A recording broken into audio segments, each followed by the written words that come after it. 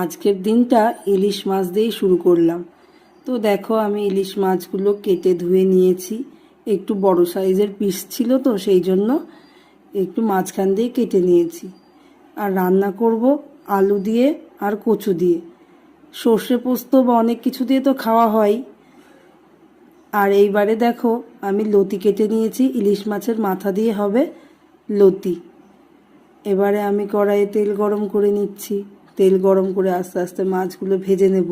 তো অনেকে কাঁচা খেতে পছন্দ করে, আমার না কাঁচা খেতে একটু কেমন লাগে, তাই আমি একটু হালকা করে মাছগুলোকে ভেজে নিচ্ছি। একে একে কড়াইয়ের মধ্যে সব মাছগুলো ছেড়ে দিচ্ছি। তো একবারে হয়তো ভাজা হবে না, দুবারে মাছগুলোকে ভেজে নিতে হবে।